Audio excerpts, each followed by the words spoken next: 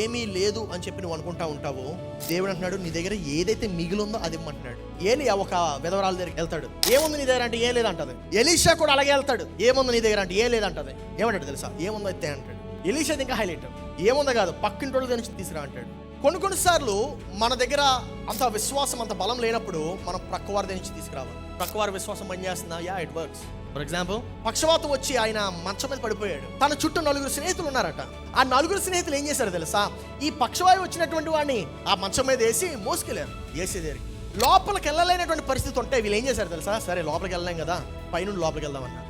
Probably వారికి కూడా నీలాగా ఆవగింజంత విశ్వాసమే ఉందేమో. కానీ విషయం ఏంటో తెలుసా, ఆ ఆవగింజంత విశ్వాసం చాలు యేసు ప్రభు మాట సెలవివ్వడానికి. హల్లెలూయా.